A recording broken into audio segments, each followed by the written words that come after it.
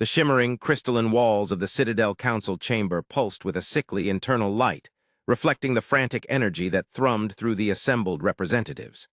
Outside, the swirling nebulae of Xylar, a crimson canvas for the galaxy, offered a breathtaking view. Yet within these hallowed halls, the beauty of the cosmos was a forgotten luxury. Fear, a cold, constricting presence, had replaced wonder. The air hung thick with the metallic tang of apprehension, each breath a painful reminder of the unknown that clawed at their borders. Across the vast circular chamber, the delegates of 100 star systems shifted uneasily, their multifaceted eyes darting towards the central platform, where the preceptor, its three faces etched with a grim preoccupation, presided over the unfolding crisis. A crisis that had, with brutal swiftness, reshaped the galactic landscape. A single, inexplicable phenomenon. The emergence of a human warship. Order, the preceptor's voice, a chorus of modulated tones, echoed through the chamber, attempting to cut through the cacophony of panicked whispers. But order was a fragile illusion in the face of what was happening. Around the grand hall, the murmurs continued, a torrent of doubt and dread, each race sharing the same fear in the face of the unknown. They had faced the Krill, the relentless swarm that consumed entire star systems, and fought them to a standstill. They had navigated the treacherous politics of the Zidonian hegemony, masters of deception and manipulation. They had even endured the slow, creeping darkness of the Null Void, a cosmic entity that threatened to unravel reality itself. But none of these terrors, none of these formidable adversaries, had sparked the same level of visceral terror that now gripped the Citadel Council. None had triggered a reaction that approached a universal, shared paralysis. The humans. The holographic projection flickered to life, displaying a single vessel, a stark black silhouette against the backdrop of a distant nebula. The ship was angular, brutal in its design, a vessel that betrayed no graceful lines or aesthetic flourishes. Its form was an affront, a calculated assault on the very tenets of beauty and grace that the galaxy had long upheld. The ship's mere existence was a paradox, a violation of the established order. The data streams were sparse, incomplete. Sensors struggled to interpret the anomalous energy signatures radiating from the craft. Attempts to establish communication had met with utter silence, a deafening void of non-response. "The sensors are overloaded, Preceptor," intoned a delegate from the crystalline Cathar, its voice a high, ethereal chime. "Energy readings are off the charts. We cannot discern their power source, their intentions." "Their movements are erratic," added the representative of the insectoid Xylar, its multiple mandibles clicking in agitation. "They are traversing jump space without the established protocols, violating every known navigational law." A ripple of unease spread across the chamber. Jump space violations were unheard of, a transgression that defied the fundamental rules of the cosmos. The implications were chilling. If these newcomers could bypass the established pathways, they could appear anywhere at any time, a phantom menace capable of wreaking havoc without warning. "Are we certain this is a threat?" inquired the preceptor, its multiple eyes scanning the assembled delegates. "Our understanding of these humans is incomplete. We have fragmented data, scattered reports, each suggesting a different interpretation. Some claim they are primitive, others advanced beyond measure. We have no consensus." "The evidence speaks for itself, Preceptor," retorted the Zidonian delegate, its voice dripping with a familiar venom. "Their very existence is a threat.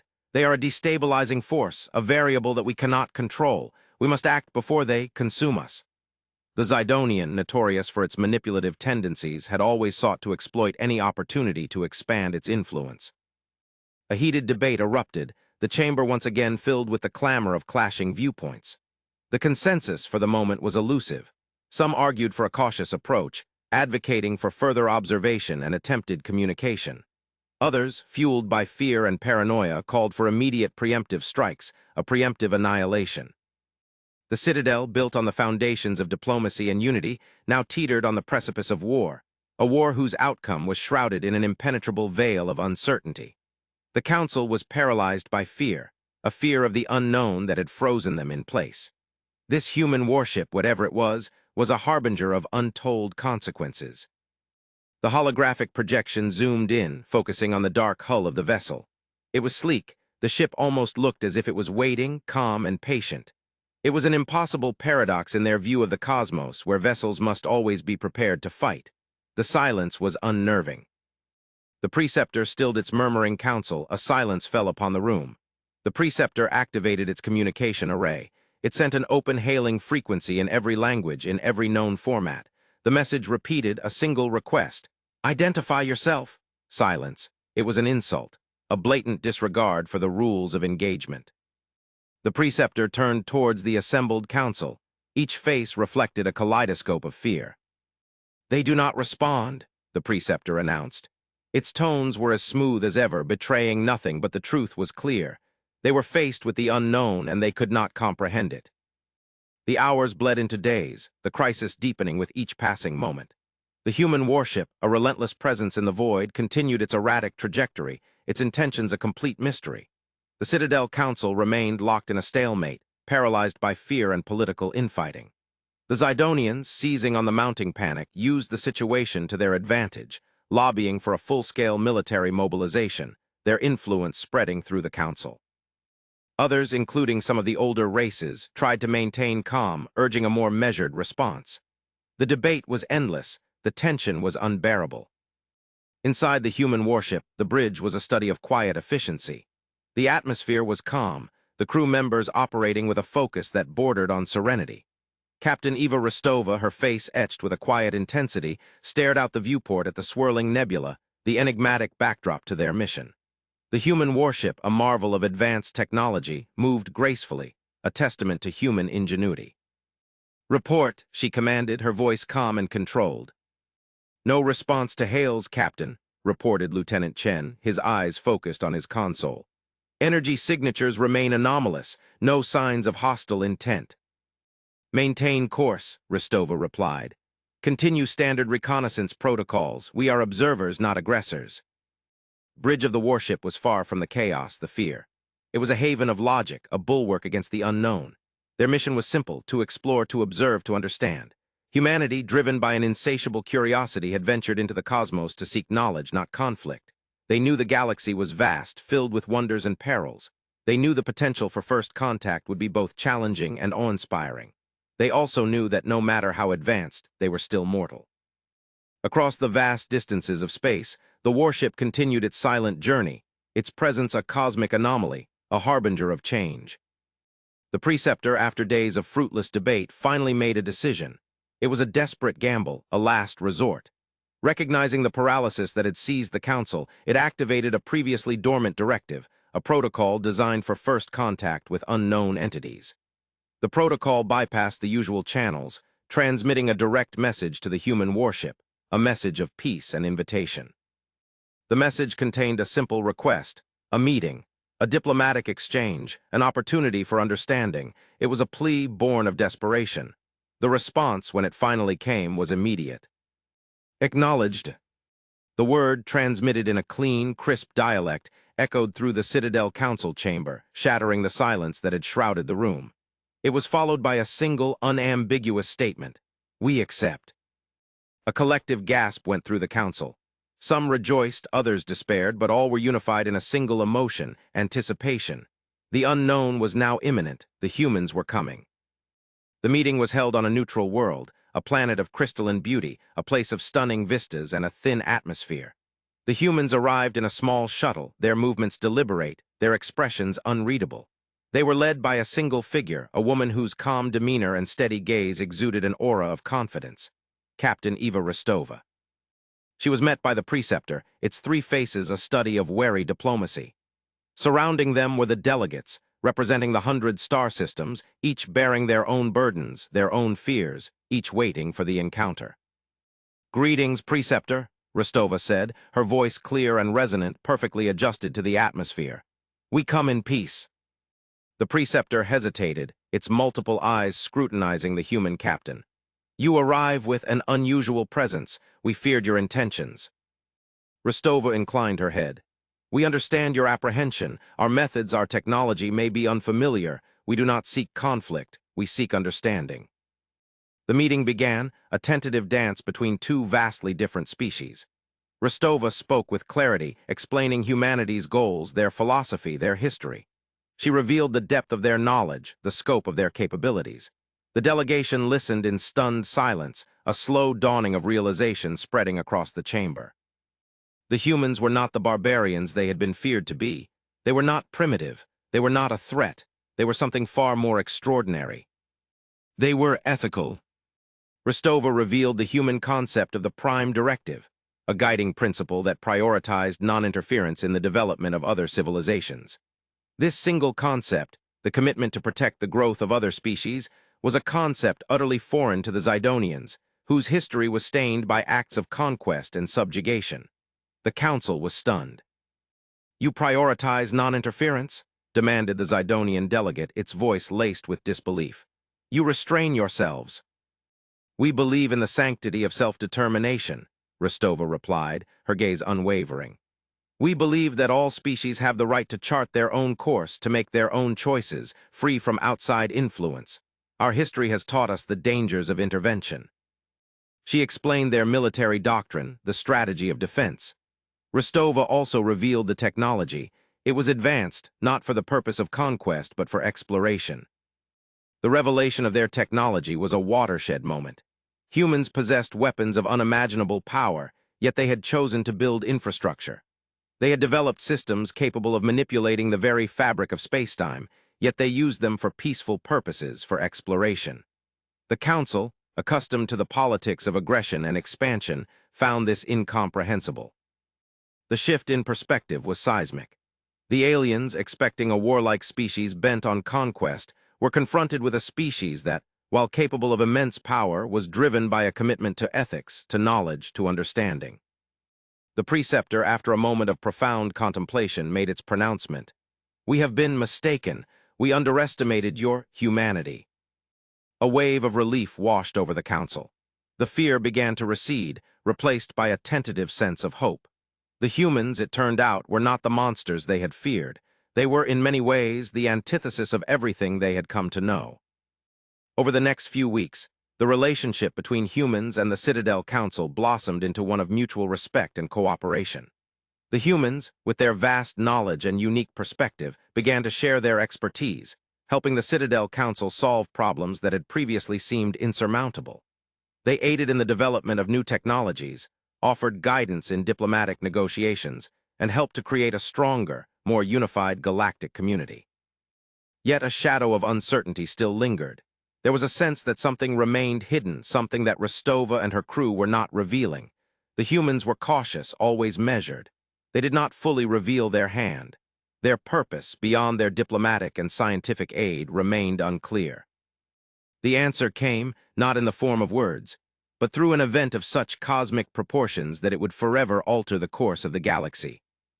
One evening, while the Citadel Council and the human delegation were engaged in a joint research project, a signal burst out from the depths of the void, reaching every corner of the galaxy. It was a signal of ancient origin, a transmission that had been traveling for millennia, a cry from a forgotten age. It was a warning. The signal was of unknown origin. It spoke of a threat, a cosmic entity that was slowly, inexorably consuming the universe, a force of ultimate destruction. It was a call to arms, a plea for help. And the humans, it turned out, knew of it. They knew of the threat, and they had been preparing. The reaction of the Citadel Council was, initially, one of sheer disbelief. The idea of a cosmic entity, an antagonist of such scale, was beyond their comprehension. But the evidence was undeniable. The signal, transmitted across the vast distances of space, was accompanied by a chilling visual. A holographic projection of the encroaching darkness, a consuming void that was rapidly expanding. The Zidonian delegate was the first to speak. "So these humans knew of this, and they did not tell us." Its voice was filled with a familiar venom. Rostova stepped forward, her expression grave. "We have been observing this phenomenon for centuries. We knew that the threat was imminent, but we did not reveal its existence until we could provide a solution." "A solution?" demanded the Cathar delegate. "What solution can there be against such an entity?" Rostova's gaze swept across the chamber, settling on the faces of each delegate. "We possess a weapon, a technology." The chamber fell silent, every eye fixed on the human captain. "It is a weapon of unimaginable power," Rostova continued. "A technology we call the Forge, a weapon that could reshape reality itself." She paused, allowing the gravity of her words to sink in. "But the Forge is not a weapon of destruction," she stated. "It is a weapon of creation." The holographic projection of the forge filled the chamber, a cascade of energy, a complex web of interconnected systems. The forge wasn't a weapon in the traditional sense. It was a structure, a system of immense scope, designed to manipulate the very foundations of the cosmos. The explanation was complex, technical, but the core concept was understood. The forge could channel and redirect the energy of the cosmic entity, containing it, mitigating its effects, and ultimately reversing its influence. It could not destroy the entity. Instead, it would use its own power against it. The plan was audacious, risky, and demanding. It required the cooperation of every species in the galaxy. It demanded that they set aside their differences and unite as one. The preceptor spoke, its multiple faces reflecting a mixture of shock and awe. This is beyond anything we have ever conceived. It is our only hope, Ristova replied, and we can only succeed together. The discussion turned to a plan, the logistics, and the enormous costs. The Zidonian, seeing the possibility of wielding power over the others, tried to take control of the project. Ristova did not let them. She laid out the steps, the required tasks, and how the forge would have to be controlled. The Zidonian had to follow her direction. It was a test of power and loyalty, and the Zidonian, for the moment, was defeated. The galaxy, finally united in the face of a cosmic threat, began to prepare. Fleets of ships were mobilized. Resources were allocated. Scientists and engineers from 100 star systems joined forces with their human counterparts. The Citadel Council, once divided, now worked as a single entity, the humans at the center, guiding the effort, providing the tools. The construction of the forge was a testament to the combined will of the galaxy, a beacon of unity in the face of impending doom. It was a long and arduous process, fraught with setbacks and challenges. But humanity, with the guidance of Ristova and her crew, provided the strength and perseverance that they needed. As the final components of the forge were assembled, the human warship continued its silent vigil in the void, a guardian of the galaxy. Its sensors were constantly monitoring the encroaching darkness, the progress of the entity. The moment of truth arrived. The encroaching darkness, a cosmic horror, was closing in. The forge was activated, a surge of power that reverberated through the very foundations of the universe. The forge, a nexus of energy and creation, had been a secret of humanity for a long time. They knew they could not win this war alone. The universe seemed to hold its breath. Then a blinding light, a surge of cosmic energy that dwarfed the brilliance of 1,000 suns, erupted from the heart of the forge. The darkness hesitated, faltered, and retreated. It was not destroyed, but it was contained, its advance halted. The entity was not gone, but its progress was slowed. It was a victory, but a temporary one. In the aftermath of the battle, the galaxy was forever changed. The unity, forged in the face of extinction, had transformed the Citadel Council. Old rivalries were forgotten, replaced by a new era of cooperation and understanding. Ristova, her face etched with a quiet satisfaction, addressed the assembled representatives. "We have faced the darkness, and we have survived." The preceptor approached Ristova. You knew of this for centuries." "Yes," Ristova acknowledged. "We have been preparing for a long time. We knew that one day the galaxy would need us. We also knew that the galaxy would need to unite. We had to prepare them." A wave of understanding swept through the chamber. The humans had not just been observers. They had been guardians, protectors, guides. They had been leading them towards this very moment. "But why?" demanded the Zidonian delegate, its voice strained with confusion. "Why did you not just conquer us? You possess the power." Ristova's gaze locked with the Zidonians. "Because that is not who we are. We choose not to conquer. We choose not to control. We choose to build." The human captain continued. "We know that there are greater threats out there beyond the reach of the known galaxy, threats we might not even understand. But we believe in the potential of this galaxy. We believe in your ability to learn, to grow, to evolve. We believe that, united, you can overcome anything." The preceptor nodded, acknowledging the profound truth of her words. "You have taught us much. You have shown us the true meaning of humanity." Ristova smiled. "And you have shown us the potential of unity. The future is uncertain, but it is filled with hope." The human warship began to move, its sleek, dark hull gliding through the void. It was time for them to go, to continue their journey, to explore the vast unknown. Before it jumped into the void, Ristova spoke one last time. "We will be watching." The warship vanished, leaving behind a galaxy forever altered by its presence. The Citadel Council chamber, now filled with the warmth of newfound hope, stood in a stunned silence. It was a silence that was broken only by a single, solemn realization. The humans, with their strange ways, their ethical principles, their enigmatic intentions, had not just saved the galaxy. They had also given the universe a purpose. The galaxy needed to prepare. It needed to be ready for the new dawn, for all the threats that might come. The fight to protect the light had just begun. And the fight to prepare had never ended. The preceptor, its multiple faces reflecting the vastness of the cosmos, turned to the assembled delegates. We must learn from their example. We must embrace their vision. We must become worthy of their trust. A new era had begun, an era defined by the courage of the unknown.